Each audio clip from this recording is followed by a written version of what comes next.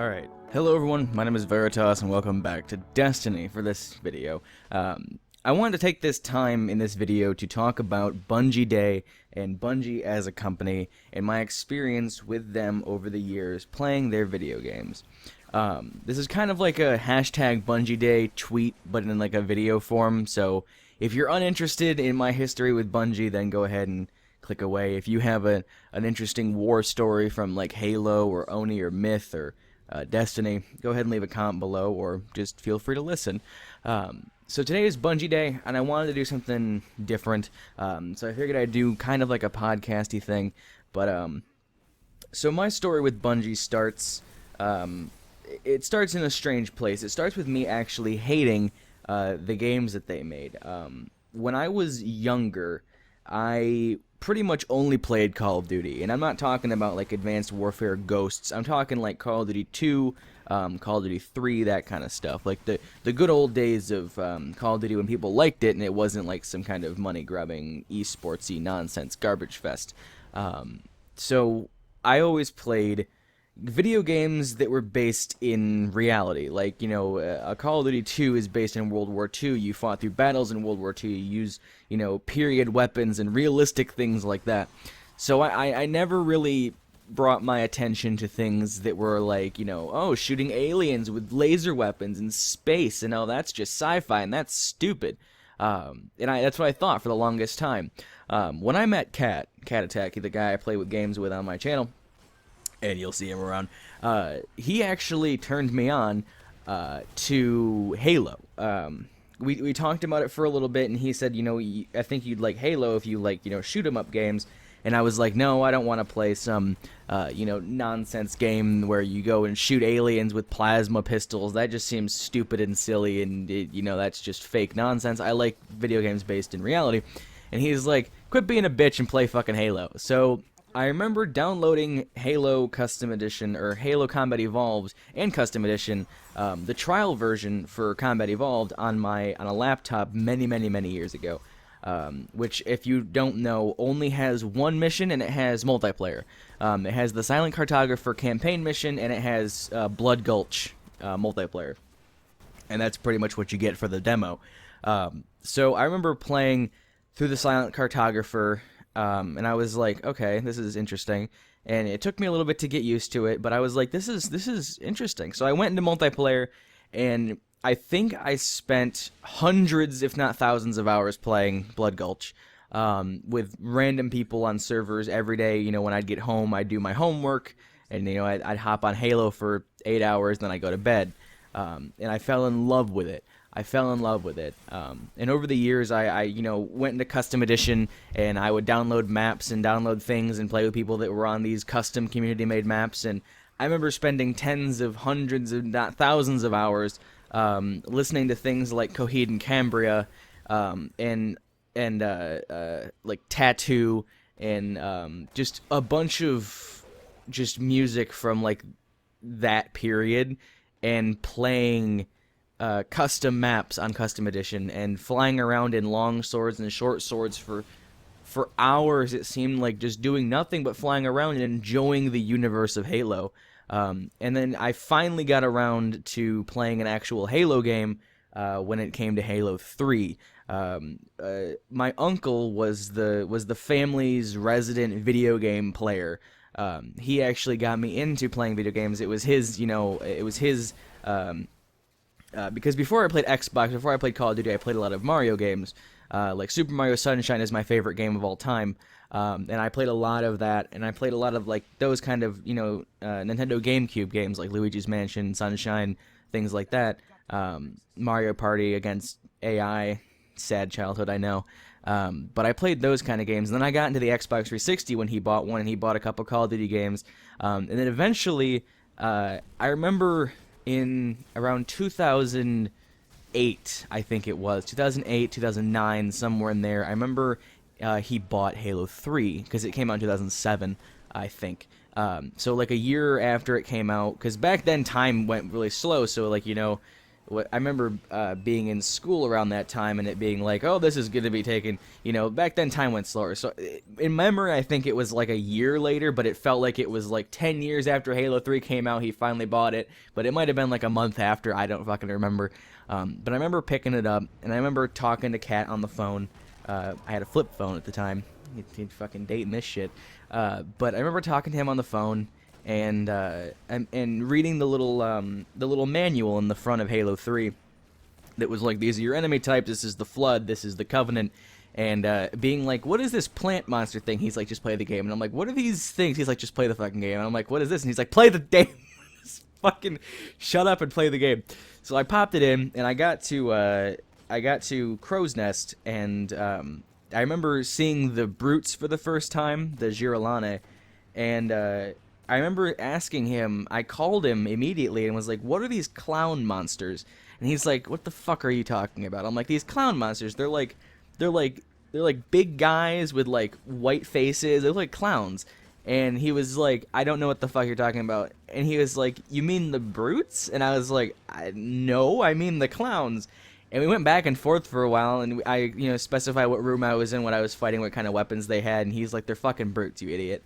So I got close to one, and I realized it wasn't. From the distance, it looked like a clown monster. I was like, whatever. So that's where I started at. I started with Halo 3, and I played through that on my own. Played through that game a ton of times. Played through that multiplayer. That multiplayer got me through a lot of shit. There's a couple thousand hours there. I think I have like 1,600 logged games in that, and a lot of Forge and stuff like that. I played a lot of Halo 3. And that was the first Halo game I actually ever like really played from start to finish and took time with, and I fell in love with the series at Halo 3. Then I went back and played Halo 1, and it was like, this is cool.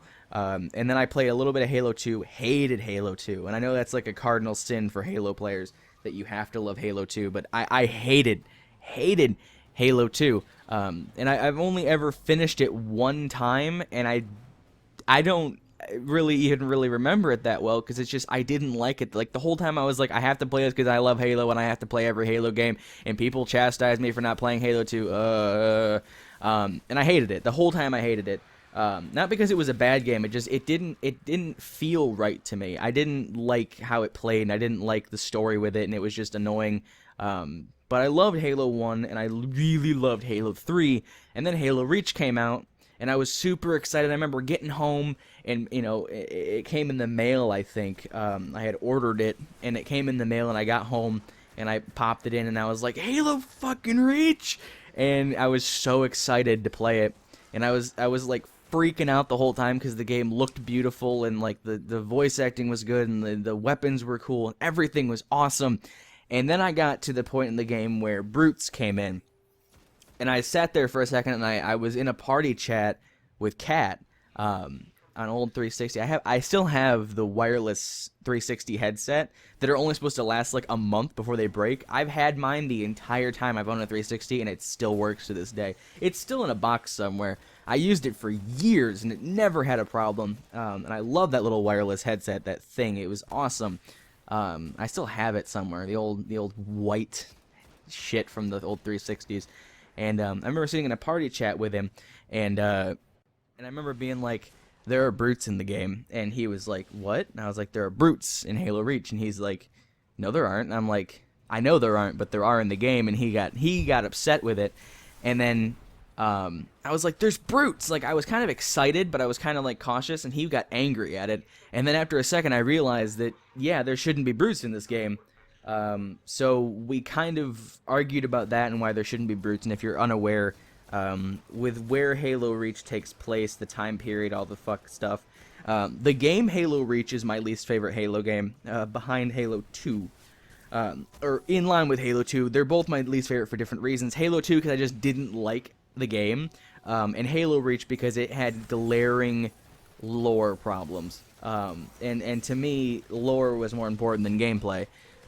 So Halo Reach is my least actual favorite Halo game in terms of overall. I learned to hate that game.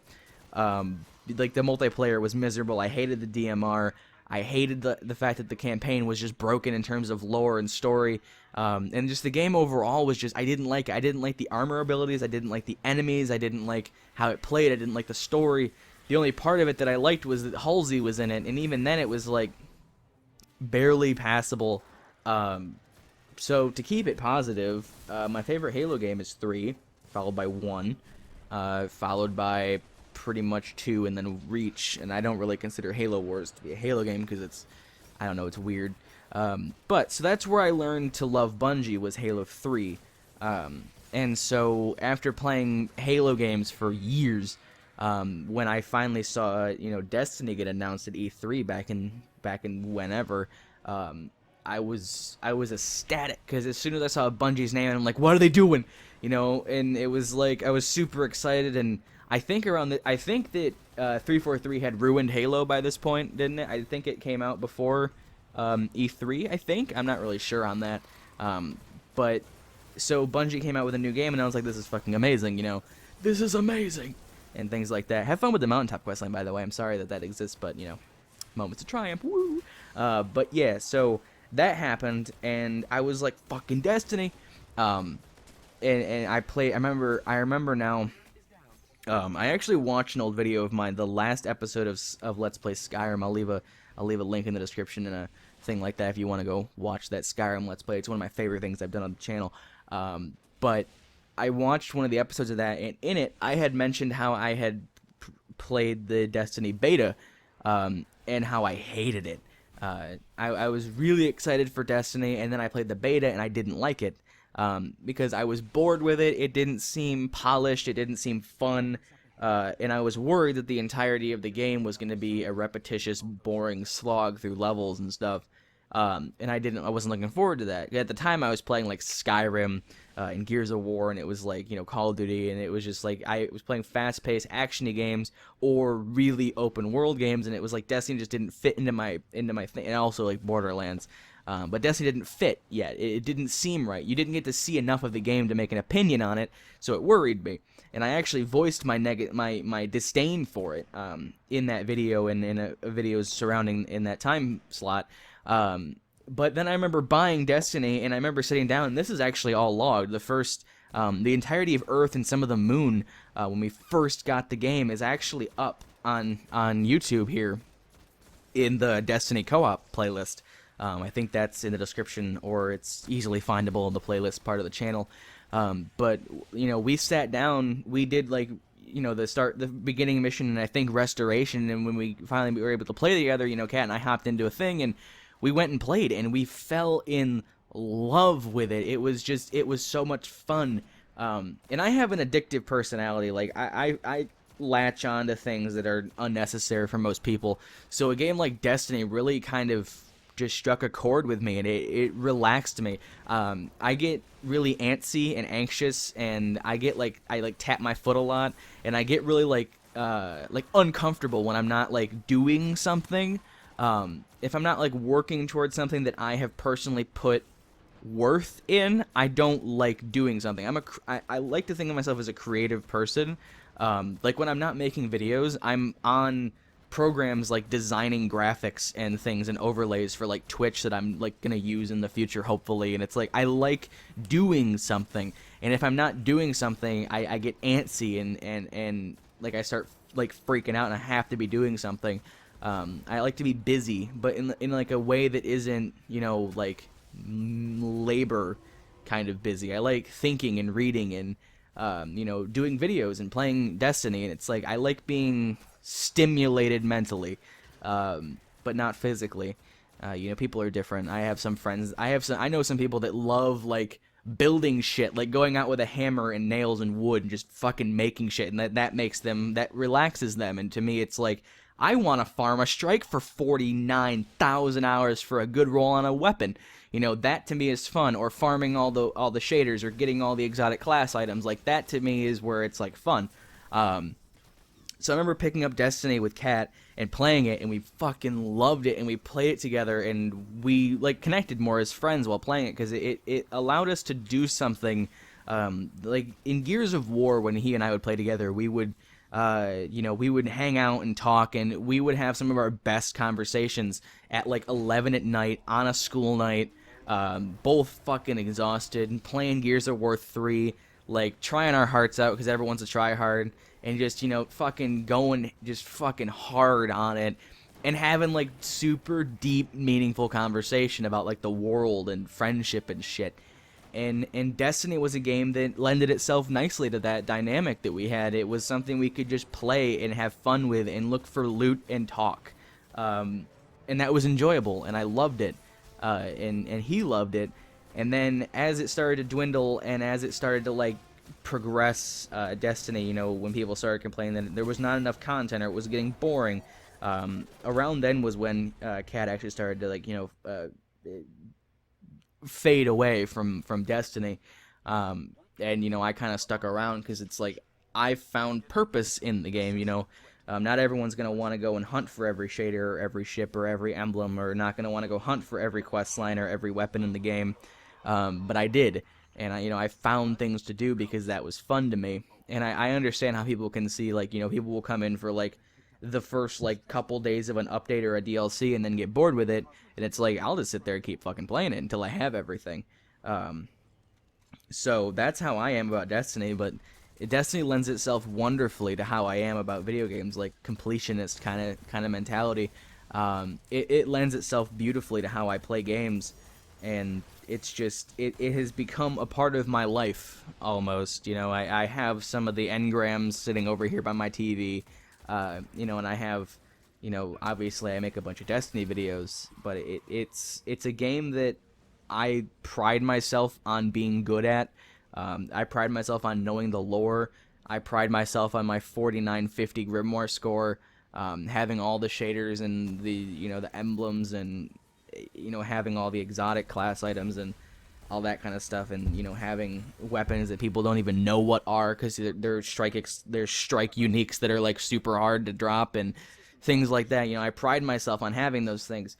Fucking like 300 ranks in Future War Cult, over 100 on one character. It's just like I like that kind of stuff. So Destiny lets me do that kind of stuff.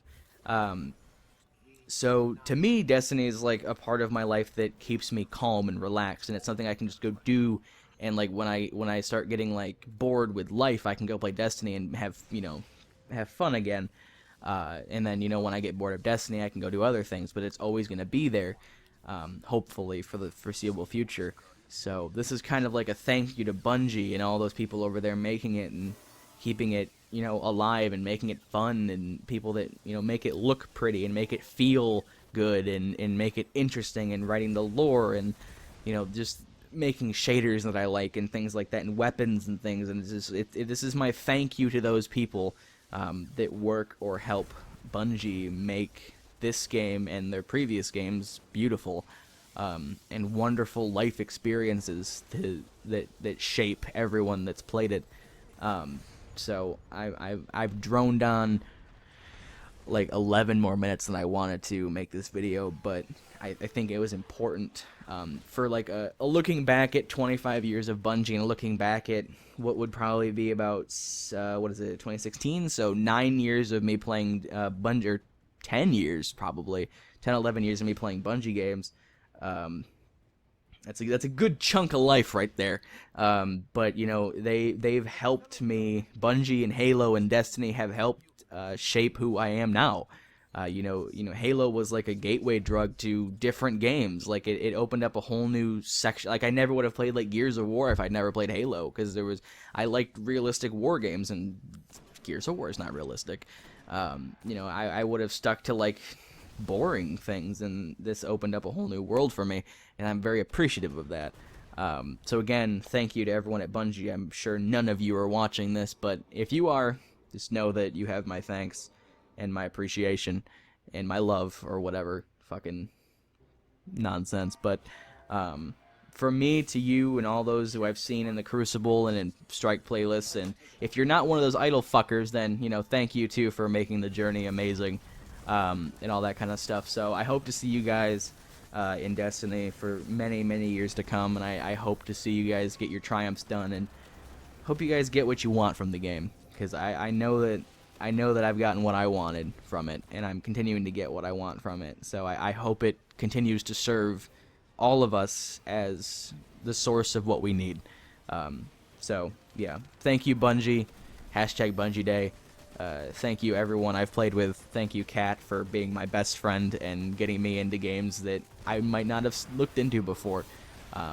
So yeah, happy blamming Bungie Day everybody, and I'll see you guys back inside this great universe that's always expanding. So yeah, good shit. Never been good at closing videos out. Don't know why. I guess I'll just do my outro now. But yeah, so thank you guys so much for watching. If you enjoyed or had a comment, a rating or a comment would be much appreciated. And until the next video, have a great day, everyone.